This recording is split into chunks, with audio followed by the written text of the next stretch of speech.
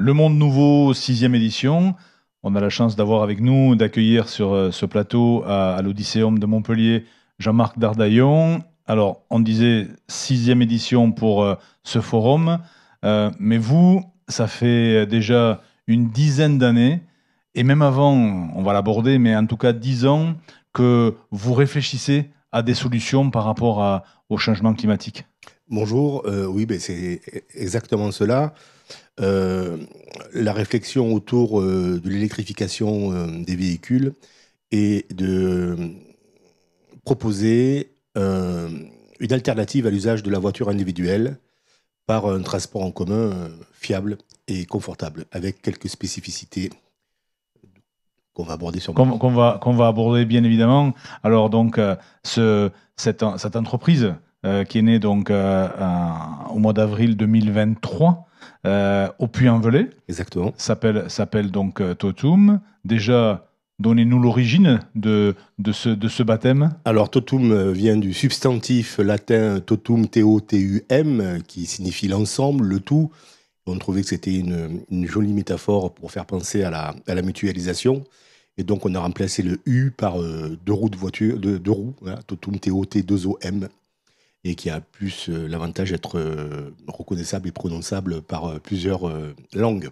Et justement, parlez-nous en quelques mots de ce principe que vous avez mis en place aujourd'hui. Concrètement, quel service rend Totum? Alors, comme je le disais à l'instant, hein, Totum est là pour limiter, avoir un impact positif sur les émissions carbone liées au transport routier. Et donc, pour cela, il faut limiter l'usage de la voiture individuelle.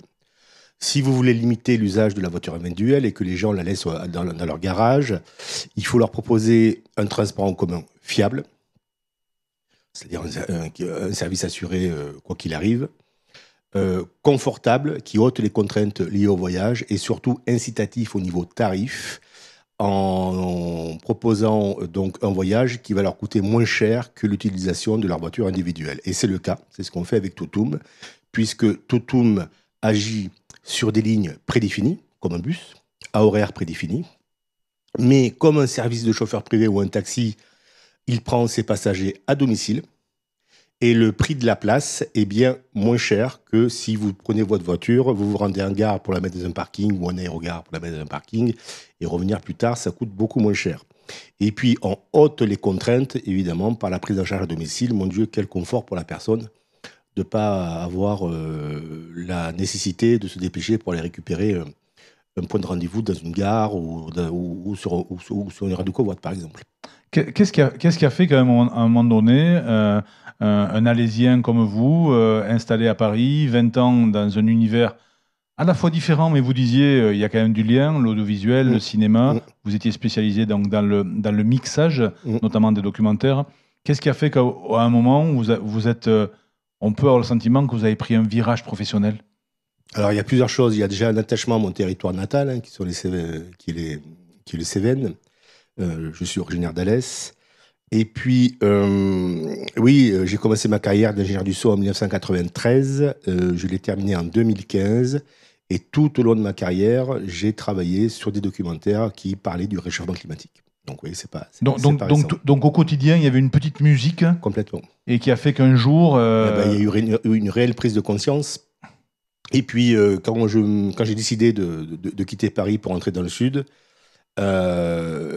ce service de mobilité, hein, 2015, c'était très très précurseur de dire qu'en 2015, les voitures électriques étaient faites pour le milieu rural et en plus pour faire le transport en commun.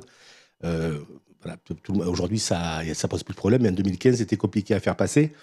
Mais en 2015, et toujours d'ailleurs en 2025, il est plus difficile de circuler en transport en commun, en tout cas pour ce territoire cévenol, que lorsque j'étais adolescent à 15 ans.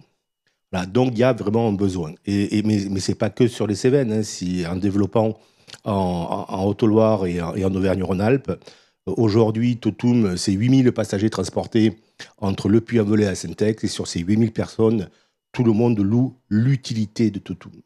Justement, les premières liaisons étaient au départ du Puy-en-Velay, mais vous n'avez pas pu vous empêcher de revenir au Non. pays. Donc, tout récemment, diverses lignes au départ de Montpellier, et notamment le sud de Montpellier, là où on se trouve justement, ont vu le jour. Donc aujourd'hui, quelle est l'offre de Totum? Alors, Totum agit sur des territoires où il y a carence quantitative ou qualitative de transport collectif. Donc, quand on dit Montpellier, effectivement, c'est Montpellier, sud de France, zone aéroportuaire, et le sud de Montpellier, près d'Arène, Odysseum, etc., où on propose aux gens donc, de les prendre en charge depuis les hébergeurs pour les amener à Ballaruc, à Sète, à Agde. Ça, c'est la première ligne qu'on a ouverte au mois de juin, Montpellier, Ballaruc, Sète, Agde. Une deuxième ligne a vu le jour au mois de juillet, toujours entre Montpellier et Agde, mais cette fois-ci en passant par le nord de l'étang de Thau et pour desservir Metz. Et au mois d'août, nous avons ouvert Montpellier, la Grande Motte. Jean-Marc, puisqu'on est entre nous là, on est entre nous que tous les deux tranquillement, la prochaine ou les prochaines qui vont voir le jour, on peut en dire deux mots? Oui, complètement, oui. Alors, le projet de la grande ligne est encore une fois de faciliter le report multimodal. Et donc, ça serait l'ouverture de Béziers, Montpellier, Nîmes, aéroport de Marseille. Donc là, on commence à voir un peu plus grand. C'est ça. Ben, on peut comparer cette ligne Montpellier, Nîmes, aéroport de Marseille à la ligne Le Puy-en-Velay, Saint-Étienne, Saint-Exupéry, à 40 km près, on est sur la même distance. Et là aussi, il s'agit d'éviter aux gens qui doivent prendre un TGV ou plutôt un avion de ne pas prendre leur voiture individuelle. Je vous rappelle que 90% des usagers sont des conducteurs, sont seuls au volant. Sont seuls au volant, ouais. Aujourd'hui, on peut dire que ça fait 10 ans que ça travaille dans votre tête, même si Totum a été porté sur les fonds baptismaux uniquement en avril 2023. Les débuts, vous avez frappé à des portes, vous avez cherché, vous avez réfléchi. Est-ce qu'aujourd'hui, votre téléphone sonne pour qu'on vous demande de venir installer Totum sur un territoire? Ça va mieux. Ça va mieux. On a par exemple une demande de la vallée de l'Arve à Cluse, qui est demandeur de désenclavement et de solutions à bas carbone pour la vallée, qui est quand même une vallée dans les Alpes assez polluée, mais aussi qui a des problèmes ou des carences de transport collectif. Non pas que les services publics, quand je dis carence, c'est pas que les services publics sont défaillants, c'est que malheureusement l'escarcelle n'est pas inépuisable et que c'est un problème de financement tout simplement. Et que l'alliance acteur privé, acteur public, là, fait tout son sens. Et d'ailleurs, elle est mise en avant et demandée par la loi d'orientation de mobilité qui a été votée il y a maintenant 4 ans ou 5 ans. On a des demandes dans l'Allier, à Saint-Procin-sur-Sioule. Donc ça, on est vraiment heureux de ça. On est quand même dans le sud, ça c'est important de le dire, en partenariat officiel depuis la semaine dernière, c'est un scoop, avec les thermes de Ballaruc. Première station thermale de France, 45 000 curistes, dont même pour ça prennent le train et qui ont pas mal de difficultés. Quelle prestation vous leur apportez?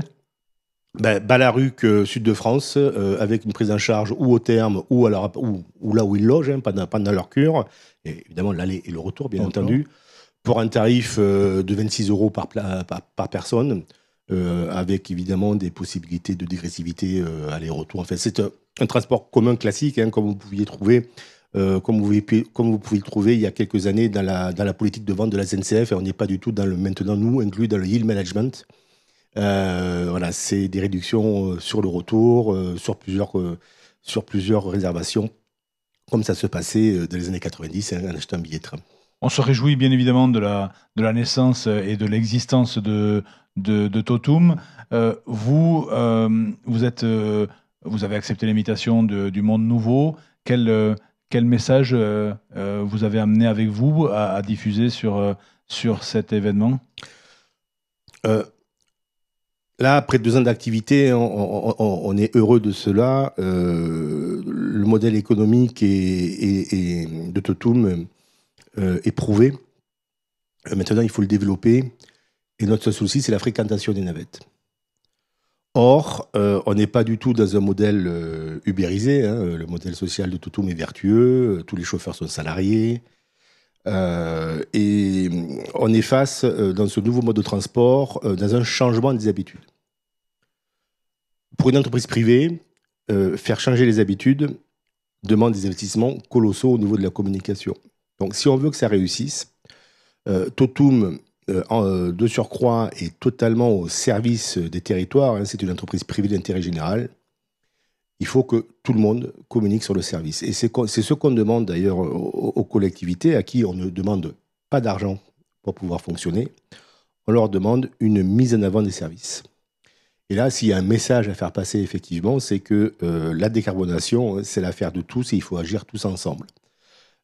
C'est donc un petit peu cette synergie que nous demandons chez Totum pour que les passagers montent à bord de ces navettes et émettent 7 grammes de CO2 par kilomètre, hein, contre 230 grammes s'ils prenaient leur voiture individuelle.